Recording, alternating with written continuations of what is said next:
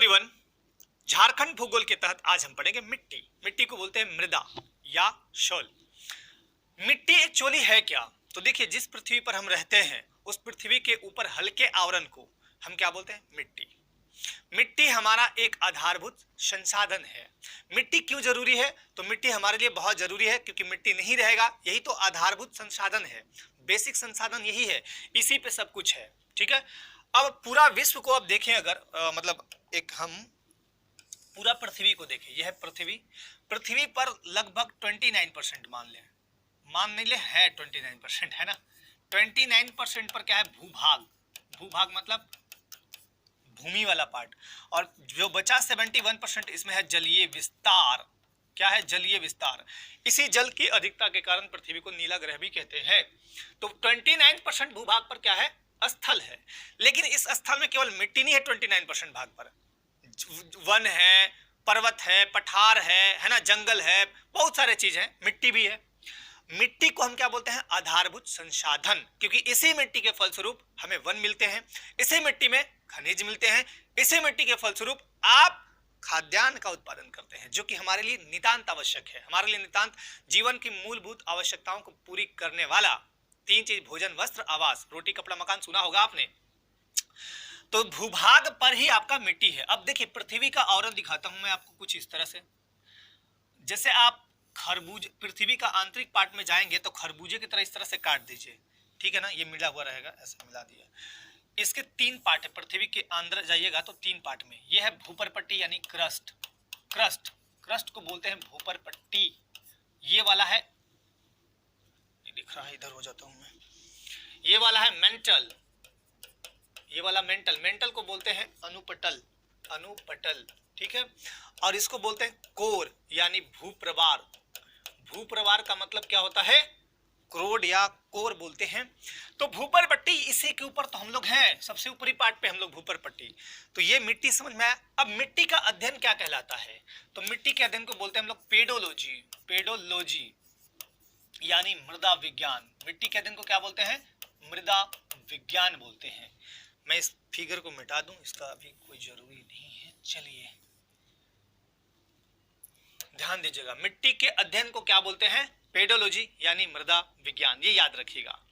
इसके अलावा अगर हम मृदा निर्माण को देखें, मतलब मिट्टी के निर्माण को देखें, तो एक जटिल प्रक्रिया है, मतलब बहुत लंबे टाइम के बाद मिट्टी का निर्माण होता है, ऐसा नहीं कि तुरंत हो गया। चलिए एक फिगर के माध्यम से दिखाता हूं। ये कुछ इस तरह से मैंने लिया, पार्ट, दो पार्ट, तीन, चार, ठीक है। ये आपका आधारित चट्टान है, मतलब बेस चट्टान, आधारित चट्टान, ठीक है, आधारित चट्टान है ये। आधारित चट्टान का मतलब होता है वैसा चट्टान जो कभी भी टूटा फूटा नहीं, अब क्षयित नहीं हुआ, ठीक है। इसको हम क्या बोलेंगे? आधारित चट्टान।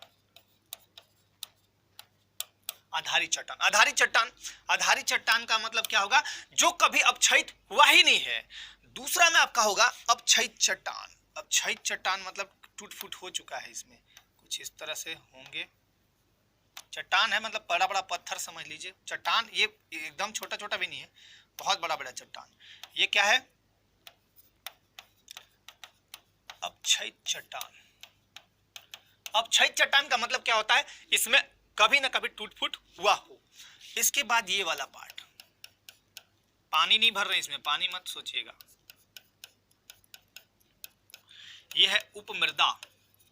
उपमृदा जिसमें आपका बालू हो गया, गाद हो गया, चिकनी मिट्टी हो गया, पूरा मिट्टी अभी नहीं आ रहे हैं, चिकनी मिट्टी वगैरह वगैरह वगैरह वगैरह चीज हो गई इसमें, ठीक। उसके बाद आता है मृदा वाला पार्ट। तो मृदा वाला पार्ट देखिए कुछ इस तरह से एकदम कर देते हैं, है ना। यह है आपका मृदा। मृदा बारीक अवसादों से युक्त, बारीक अवसाद, अवसाद मतलब बहुत सारा पार्ट इसमें मिला रहेगा, अवसाद से युक्त, अवसाद से युक्त। यहां पे ऊपर में आपका इस प्रकार से, ये है आपका, ऐसे भर दीजिए। कलर दूसरा ले लेता हूं, कलर कोई ब्लैक ले लूं।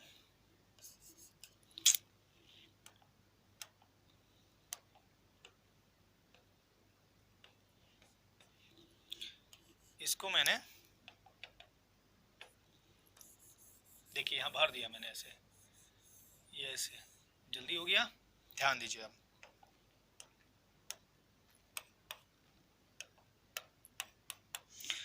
अब ये एक चीज ध्यान दीजिएगा यहाँ पे, इसको हम क्या बोलेंगे, इसको बोलेंगे ह्यूमस।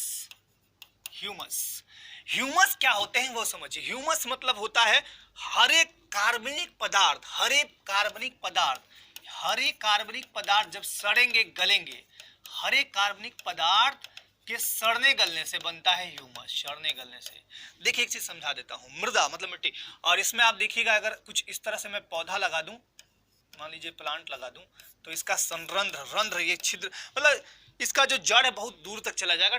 खैर समझिए इसको, मिट्टी का निर्माण कुछ इस प्रकार होता है। आधारित चट्टान, बेस चट्टान है, ठीक उसके ऊपर आएगा क्षय चट्टान, जो टूट फूट कभी ना कभी हुआ हो पृथ्वी की हलचल या किसी कारण से, उसके ऊपर फिर उपमृदा बनेगा, जिसमें बालू, गाद, देखा होगा आपने मिट्टी, जैसे चट्टान, जैसे किसी भी चट्टान को ले लीजिए आप, ऊपर से पानी गिर रहा हो तो वो कटते कटते कटते कटते फिर नदी में प्रवेश करके वो छोटा सा टुकड़ा बन गया, फिर ऐसे ऐसे करते करते राउंडिंग करते करते बालू बनेगा, बालू से फिर गाद, चिकनी मिट्टी वगैरह मिट्टी बनेगा, ऐसे बनता है मिट्टी। तो मिट्टी के ऊपरी पार्ट, जैसे आप हल लगाते हैं तो हल कितना लगाते हैं, मान के चलिए इतनी गहराई तक, इतनी गहराई तक, या थोड़ा और ले लीजिए, इतनी गहराई तक हल लगाते हैं। हल जब लगाते हैं खेतों में तो ऊपर वाला पार्ट एकदम सॉफ्ट होता है। जैसे कभी आप प्लांट लगाइए कहीं, या खूंटा, गाय के लिए खूंटा लगाते हैं ना, उसको जब आप खोदते हैं या फिर पौधे के लिए जब मिट्टी खोदते हैं तो कुछ टाइम तक आपको एकदम सॉफ्ट लगेगा, उसके बाद एकदम हार्ड पार्ट आएगा। हार्ड पार्ट इसी के नीचे आता है, मतलब ह्यूमस वाला पार्ट एकदम, क्या बोलते हैं उसको, एकदम सॉफ्ट रहेगा। ह्यूमस मतलब यहाँ पे हर एक कार्बनिक सड़े गले पदार्थ होंगे, ह्यूमस में बहुत अच्छा चीज होता है, ठीक है, खेत के लिए। ये मिट्टी हुआ, लेकिन मिट्टी में मुख्य रूप से क्या क्या चीज होता है, तो मिट्टी में देखिए 4 चीज होगा मुख्य रूप से। पहला वायु, एयर, भाई एयर जरूरी है, 25% मिट्टी में होता है एयर। जल, अगर हम जल की बात करें यानी वाटर की बात करें, जल यानी वाटर 25% होते हैं। इसके अलावा आपके होंगे खनिज पदार्थ, भाई मिट्टी को चाहिए ना, पोटास चाहिए, एल्युमिनियम चाहिए, लॉक्साइड चाहिए, बहुत सारा चीज चाहिए, तो खनिज पदार्थ होंगे इसमें 40 से 45%, 40 से 45%, ठीक है। अब लास्ट वाला जो बचता है ह्यूमस, ह्यूमस या इस ह्यूमस को हम कह सकते हैं कार्बनिक पदार्थ। तो ह्यूमस या कार्बनिक पदार्थ जो होंगे वो होगा आपका 5 to 10%। इस सबको मिलाइए तो आपका 100% आएगा। यही है मिट्टी। मिट्टी में ये सारी चीजें होनी चाहिए। कभी आपको यूज करना, मतलब कभी आपको प्रयोग करना हो तो एक मिट्टी का टुकड़ा लीजिए और पानी में धीरे से डालिए, बुलबुला निकलेगा, ठीक है। तो ये समझ में आ गया आपको। चलिए, अब भारतीय कृषि अनुसंधान परिषद यानी ICAR ने 1956 में भारत के लिए 8 मिट्टी का वर्गीकरण किया था, लेकिन आपको यहाँ भारतीय कृषि नहीं पढ़ना है। भारतीय कृषि अनुसंधान परिषद ICAR यानी Indian council for agriculture research ने मिट्टी को 8 भागों में बांटा था, लेकिन ये भारत की बात है, इसको आपको नहीं पढ़ना है, केवल याद रखिए। झारखंड में मिट्टी के 5 प्रकार हैं। पहला है 5 प्रकार, ठीक है, याद रखिएगा। पहला रेड सॉइल यानी लाल मिट्टी, मैंने इंग्लिश भी लिख दिया यहाँ पे। दूसरा है जलोढ़ मिट्टी यानी एलुवियल सॉइल। जलोढ़ मिट्टी को हम काप मिट्टी या कछारी मिट्टी भी कहते हैं या डेल्टाई मिट्टी भी कहते हैं, ठीक है ना। इतने नाम से जानते हैं। क्या क्या बोलते हैं इसको, काप मिट्टी या कछारी मिट्टी बोलते हैं इसको, या जलोढ़ तो लिखा है मैंने, डेल्टाई मृदा कहते हैं। डेल्टाई मृदा अभी समझाएंगे, डेल्टाई मृदा क्यों डेल्टा के आसपास पाया जाता है। रेगुर या काली मिट्टी या पंख काली भी बोलते हैं इसको, झारखंड में रेगुर ये सारे बोलते हैं, तो ये रेगुर या ब्लैक सोल, ठीक है। लैटराइट मिट्टी, लैटराइट सोल। रेतीली या बलुई मिट्टी को बोलते हैं सैंडी सोल। अब एक एक का हम अध्ययन करेंगे और आपको एक मैप दिखाएंगे जिसमें मिट्टी के सारे क्षेत्र दिखाए गए हैं। पहला है रेड सॉइल, लाल मिट्टी। सबसे पहले समझिए, झारखंड, भारत में हम 4 मिट्टी मुख्य रूप से बता रहे हैं आपको, ठीक है। 4 मिट्टी जो क्रम से है। पहला है जलोढ़ मिट्टी, भारत के लगभग 40% भूभाग को घेरे हुए है, जलोढ़ मिट्टी, भारत की बात कर रहे हैं। दूसरा है आपका लाल मिट्टी जो भारत के 28% भाग को घेरा हुआ है। तीसरा है आपका काली मिट्टी और चौथा है आपका लेटराइट मिट्टी। तो इस रूप में समझिए, झारखंड की सर्वप्रमुख मिट्टी, सबसे मेन मिट्टी, झारखंड के लगभग 90% क्षेत्रफल, माने पूरा छोटा नागपुर को कवर किया हुआ है, लाल मिट्टी। तो झारखंड के 90% क्षेत्रफल कौन सा मिट्टी है, लाल मिट्टी यानी रेड सोल। भारत की ये दूसरी सर्वप्रमुख मिट्टी है। कौन सी? दूसरी सर्वप्रमुख मिट्टी। और भारत में लगभग 28% क्षेत्रफल पर पाया जाता है, लेकिन झारखंड में कितना है? 90%। सोचिए, मतलब 90%, 10% में ही और 4 मिट्टी आएंगे। इसमें लाल रंग होता है, क्यों होता है? तो कारण है लौह ऑक्साइड की, इसमें मतलब लौह ऑक्साइड रहता है, यानी Fe2O3, इसकी उपस्थिति के कारण इसका रंग लाल होता है। जब इसमें आप पानी मिलाइएगा तो पीली टाइप का दिखने लगेगा। जब लाल मृदा में पानी मिलाते हैं, पानी में मिलता है, जब ये खेतों में जब पानी लगाते हैं सिंचाई के लिए, तो इसका कलर चेंज होकर पीला जैसा दिखने लगेगा, इसलिए इसको लाल पीली मृदा भी कहते हैं। इसका विकास कैसे हुआ? तो देखिए दक्कन, अब आपको समझाते हैं दक्कन किसको बोलते हैं। बार बार आता है दक्कन दक्कन, क्या है ये दक्कन? ऊपर वाला पार्ट मान लीजिए जम्मू कश्मीर का, देख लीजिए जम्मू कश्मीर का हो गया। इसके बाद आपका कुछ इस तरह से, ये है आपका कुछ इस तरह से, ऊपर वाला पार्ट अभी हम नहीं बनाए हैं। इसी को बोलते हैं दक्कन, मतलब दक्षिण भारत। दक्कन समझ लीजिए, दक्षिण भारत। तो दक्कन के पठारी भाग में, अब पठार किसको बोलते हैं मैंने कई बार समझाया भी। देखिए ऊपर से ऐसे ऐसे रहेगा, ऐसे रहेगा, इस बीच में समतल ऊपर रहेगा, यही पठार। पठार को समझना है तो ओवरब्रिज पे चढ़ जाइए, पठार आपको ऑटोमेटिकली समझ में आ जाएगा। तो दक्कन के पठारी भागों में आर्कियन, ग्रेनाइट, नीस और विंध्य चट्टानों के ऊपर यह पाया जाता है। इसका विकास वहीं हुआ है। इन चट्टानों के आर्कियन, ग्रेनाइट, नीस, विंध्य चट्टानों के ऊपर लाल मिट्टी का विस्तार हुआ है। इसका पीएच मान होता है 5.5 से 7.5, यानी इसकी प्रकृति कैसी होगी? अम्लीय। और मिट्टी अगर अम्लीय है तो उसमें क्षार डालिएगा। क्षार माने खाद, क्षार मतलब खाद। देखिए क्षार जो होता है, क्षार उसका स्वाद होता है कड़वा, और जो अम्ल होगा उसका स्वाद होगा खट्टा। जैसे नींबू, नींबू क्या है? अम्लीय है। देखिए एक चीज और समझा देता हूं आपको। यहां पे, यहां से यहां तक मैंने एक लाइन खींची, बीच में है आपका 7, 0 से लेके यहां से स्टार्ट कीजिए, 1 1 2 3 4 5 6, और यह 7 से लेकर 14 तक। ये 7 वाला है न्यूट्रल, मतलब इसको बोलते हैं उदासीन। पीएच मान आप पढ़िएगा, फिजिक्स का वो पार्ट है उसमें पढ़िएगा तो आप समझ जाइएगा। 7 जो जिसका भी पीएच मान, जिसका पीएच मान 7 होगा वो होगा न्यूट्रल, मतलब उदासीन। 7 से कम वाले को, मतलब इधर से इधर आइएगा तो अम्ल होगा, अम्लीय, अम्लीय होगा। इधर से इधर जाइएगा तो क्या होगा? क्षारीय। क्षारीय मतलब होगा कड़वा, कड़वा लगेगा। जैसे आप कड़वा, जैसे आप मतलब किसको ये खाद को मुंह में थोड़ा सा डालिए, कड़वा लगेगा। और नींबू को डालिए तो खट्टा लगेगा, अम्लीय मतलब खट्टा। ठीक है, तो इसका स्वाद है खट्टा वाला, मतलब अम्लीय वाला। तो अम्लीय वाला है तो खट्टा चीज बेकार करता है खेत के लिए, तो उसमें क्षार यानी खाद डालते हैं। क्यों? इस अम्लीय को दूर करने के लिए। ठीक, तो ये समझ में आ गया होगा आपका। अब जब अम्लीय होगा, अगर मतलब मिट्टी का पीएच मान अम्लीय होगा तो जानते हैं उसमें उपजाऊ नहीं होगा, कम उपजाऊ। इसलिए लाल मिट्टी में ज्यादातर देखिएगा आप दलहन और तिलहन की खेती करते हैं। ठीक है, दाल तिल में तो बहुत फेमस है झारखंड।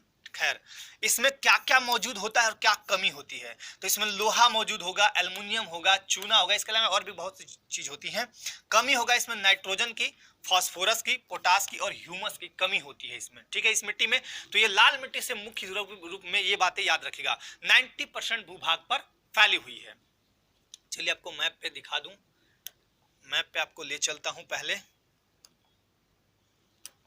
देखिए ये है मैप, आपको दिख रहा है? चलिए हाँ दिख रहा है।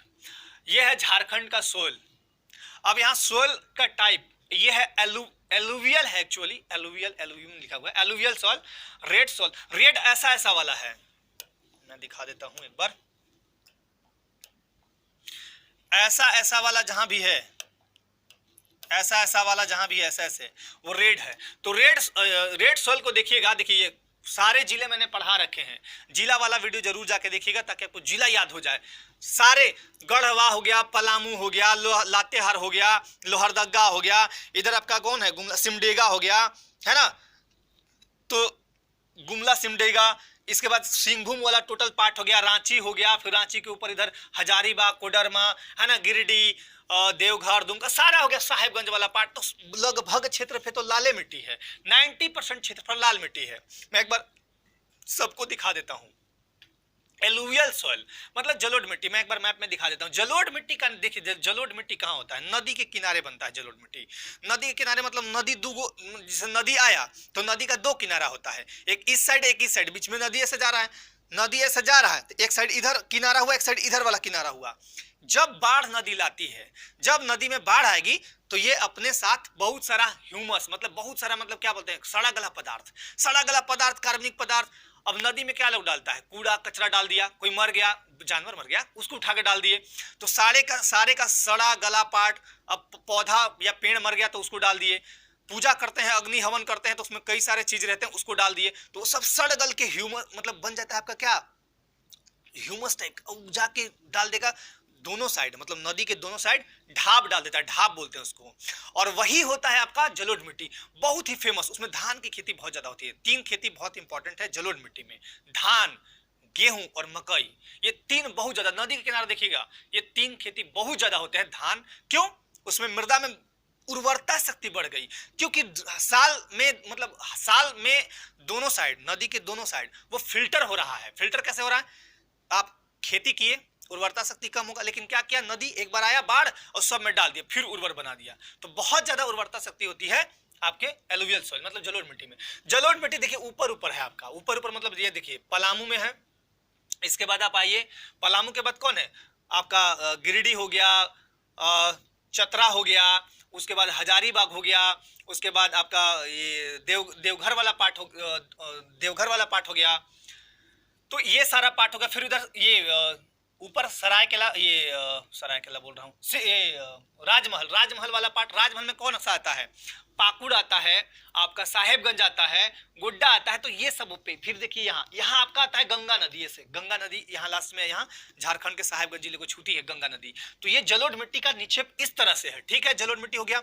अब रेगुर या ब्लैक सोइल, ब्लैक सोइल देखिए इस तरह से है, मतलब इस साइड से है, ऐसे ऐसे। तो ब्लैक सोइल देखिएगा आपका इधर मिलेगा, यहाँ पे ये देखिए यहाँ, मतलब राजमहल की पहाड़ियों पर, मतलब राजमहल के पहाड़ी नहीं, राजमहल के एरिया में, राजमहल के एरिया में आपका गोड्डा हो गया, गुड्डा हो गया, साहेबगंज हो गया, और दुमका वाला कुछ कुछ पार्ट हो गया, तो ये सारे क्षेत्र में आपका मिलता है, ठीक है, गोड्डा, पाकुड़, साहेबगंज, और कुछ थोड़ा बहुत दुमका में भी देखने को ये मिलता है। कौन सा, तो रेगुलर या ब्लैक। लेटराइट मिट्टी, अब लेटराइट मिट्टी का बिंदी बिंदी वाला है, लेटराइट बिंदी बिंदी, ऐसा वाला बिंदी, तो देखिए बिंदी यहाँ है, मतलब ये गमला गुमला है, गुमला में हो गया। और यहाँ आपका ये देखिए तीनों एरिया, मतलब गुड्डा, पाकुड़ और साहेबगंज, ये तीनों में से लंबा, थोड़ा थोड़ा ही, ज्यादा नहीं है।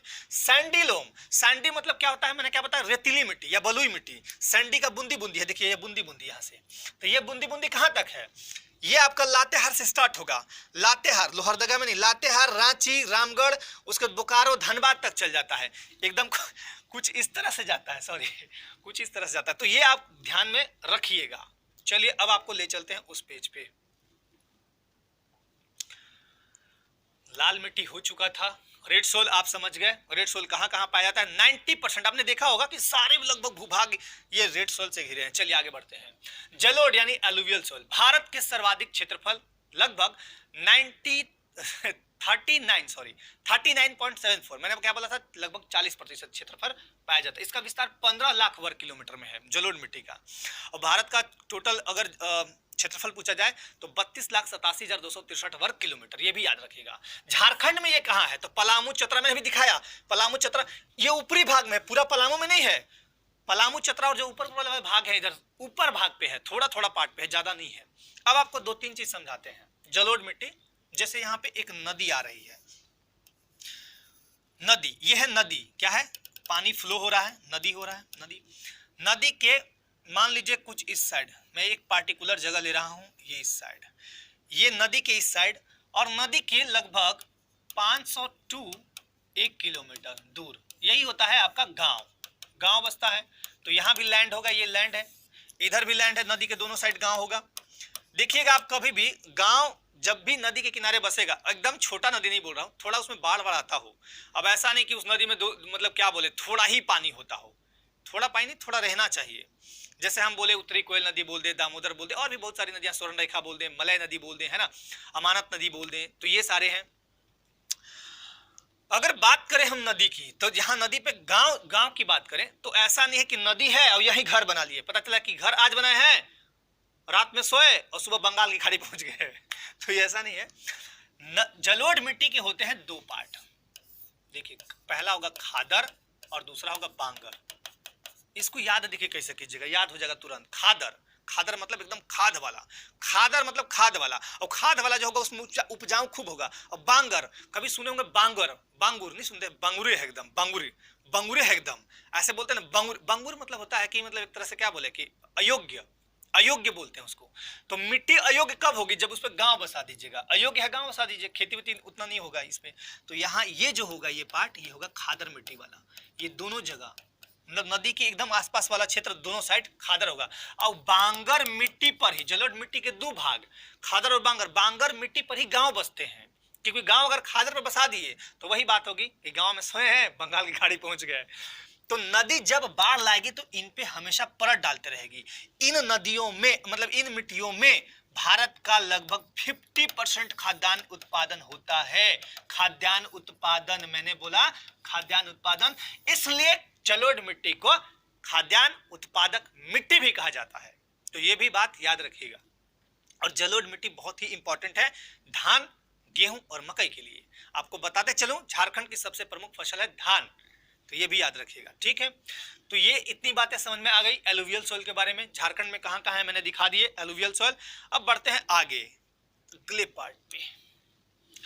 अगला है रेगुड़, काली या काली पंकीली मिट्टी, इसको रेगुड़ भी कहते हैं, रेगुड़, ठीक है, रेगुड़ भी। अब इसका भारत की तीसरी सबसे महत्वपूर्ण मिट्टी है, 13.55% क्षेत्रफल पर भारत में फैली हुई है। झारखंड में तो बहुत कम है ना, याद रखिएगा। इसका निर्माण कैसे होता है, तो निर्माण दक्कन लावा, भी दक्कन दक्कन बार बार आ रहा है, मैंने बताया दक्कन क्या होता है। दक्कन लावा या बेसाल्ट चट्टान के टूटने फूटने से और ज्वालामुखी के उद्गार से होता है। ज्वालामुखी क्या होता है, ज्वाला, ज्वाला मतलब धधकना, मुख माने मुख से निकल रहा है ज्वाला, तो उसको बोलते हैं ज्वालामुखी। कुछ नहीं करना है, देखिए ये मेंटल वाला पार्ट है, इसको ज्वालामुखी कभी पढ़ाएंगे तो आपको समझा देंगे। मेंटल वाला पार्ट है, इस मेंटल में जानते हैं मेंटल, मेंटल वाला पार्ट है। इस मेंटल में यहां पे कुछ एक, इसको बोलते हैं magma chamber, magma chamber. Magma मतलब होता है पृथ्वी के अंदर द्रवित पिघला पदार्थ को मैग्मा कहते हैं। और उसी मैग्मा में अचानक अगर टेंशन हुआ, हलचल हुआ, तो फूट के निकल जाएगा बाहर, लावा बन के लावा बनेगा। लावा जब फूटेगा तो ज्वालामुखी बन जाएगा। मतलब पृथ्वी का एक तरह से कहीं गुस्सा, पृथ्वी अपना गुस्सा निकाल रहा है। अगर ज्वालामुखी का उद्गार नहीं होगा तो पृथ्वी विस्फोट हो जाएगा किसी दिन। तो ज्वालामुखी का उद्गार भी होना, जैसे आपके मन में खूब टेंशन हो रहा है, खूब गुस्सा आ रहा है और गुस्सा दबाइले हैं, तो गुस्सा दबाइएगा तो किसी दिन आप जय सिया राम हो जाएगा। इसलिए गुस्सा निकाल देना है कहीं भी।